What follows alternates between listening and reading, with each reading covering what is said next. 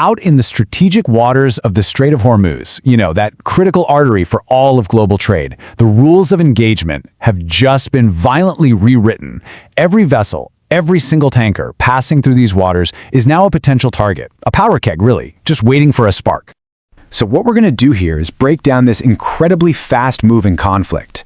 We're going to take you right inside the modern battlefield. We'll look at the strategy, the new kinds of weapons being used, and really the global stakes of a war that has just exploded across the Middle East. So how did this all kick off? Well, it wasn't with a single shot, no. This was a massive, coordinated assault, just a wave of fire and steel launched across several nations at once. And it's ignited a flashpoint that, honestly, threatens to engulf the entire region. So who is behind this? The force orchestrating this massive offensive is Iran's Islamic Revolutionary Guard Corps. You'll know them as the IRGC. Now, these guys are an elite military branch, and they answer directly and only to the supreme leader. What they've done here is unleash hundreds of ballistic missiles, cruise missiles, and some pretty sophisticated drones. It's a breathtaking show of force, no question about it. Okay, let's break this down. Let's really look at the anatomy of this attack. When you look at the whole sprawling operation, the objective seems brutally clear. They are trying to systematically dismantle American military power throughout the Persian Gulf. So now we're going to map out the primary targets in this whole theater of conflict. First up, the first focal point, Qatar. Why Qatar? Well, it's home to the El Udeid Air Base, and this isn't just any base. It's the largest American military facility in the entire Middle East. It's the forward headquarters for U.S. Central Command. So, when you strike El Udeid, you're not just hitting a base, you're trying to take out the very brain of American air operations in the region. All right, next on the list, the United Arab Emirates. Here, the attacks on Al Dhafra Air Base had a very specific goal. They were trying to blind the opposition. It was all about targeting those critical satellite communication hubs and the advanced radar systems, the eyes and ears, everything that's essential for intelligence, surveillance, and reconnaissance across the whole theater. And the offensive didn't stop there. It pushed right into Kuwait. We saw major attacks directed at key U.S. installations, places like Ali Al Salem Air Base, and, maybe even more importantly, the logistical nerve center at Camp Arifjan. You have to understand, Camp Arifjan is the main gateway for American troops and all their supplies flowing into the Gulf. It's the lifeline. Then there's Bahrain. The strikes there hit right at the heart of American naval power, the headquarters of the U.S. Fifth Fleet. This is the command center from which the U.S. Navy projects its power, securing those sea lanes that are so vital to the global economy. And it wasn't just military targets. We saw critical civilian infrastructure get hit as well. Now, you might be wondering, what about the defense? Well, the response to this onslaught was absolutely massive. The interception claims coming from the Gulf nations, they just paint a staggering picture of the scale of this attack. I mean, look at Kuwait, for example. They're reporting they stopped 178 missiles and nearly 400 drones. And Qatar says they neutralized hundreds more of each. The numbers alone just show you the sheer volume that these air defense systems had to deal with. But this thing didn't stay contained to the Gulf. The fire, it started to spread, and fast. Suddenly, you have drone strikes hitting a U.S. base in Erbil, Iraq. Then attacks are being reported in the Kurdistan region. Saudi Arabia's huge Ras Tanura refinery was targeted. And it went even further. Even a British airbase out in Cyprus came under fire. The scope was widening. So let's shift gears a bit. We need to talk about the second front in this war. This one isn't being fought with missiles. It's being fought in the markets.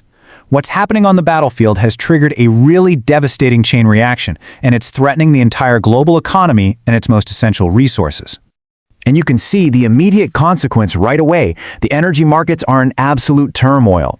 The price for a single barrel of crude oil, it's soaring. It's shooting up, all because this instability is rocking the world's most vital energy-producing region. And if you want to understand just how severe this crisis is, listen to this stark warning from Qatar's energy minister. He said, in a few days, oil and gas production in the Gulf could stop. Just stop. That suggests a potential and frankly catastrophic halt to the flow of energy from the Gulf. So here's the crucial point. It's about how these threats ripple outward. Of course, disrupting the global oil supply is the #1 economic danger, right? But these attacks on infrastructure, they create other really grave risks. We're talking about the potential for contaminated water supplies, widespread production halts, and all of that just feeds into the same problem: skyrocketing energy prices for everyone, everywhere. Now, to really get a handle on this conflict, we have to look at the command structure behind it all. In Iran, power is, well, it's a complex dynamic. And right now, as the international community tries to figure out how to respond, understanding who really holds the authority is absolutely paramount. And what we're seeing is basically a tale of two messages. On one hand, you have Iran's president reportedly offering apologies to the Gulf nations. But on the other hand, the supreme leader is signaling absolutely no intention of backing down. And you have to remember, in Iran's political system, the final word, well, it doesn't belong to the president. No, the ultimate authority rests right here. The supreme leader has direct command over both the regular army and the IRGC. He gets the final say on all matters of foreign policy and war. And, this is critical, the nation's entire ballistic missile and drone arsenal, that falls under his personal control. The buck stops with him. So what's Iran's official justification for all this? Well, it's a direct challenge to the U.S. military's presence in the region. A state declaration frames these attacks not as aggression, but as a response. And they're vowing that these attacks will keep happening as long as America is allowed to use land in the Gulf countries. But there's a real irony here. This strategy, it might actually be provoking the very thing it's trying to get rid of.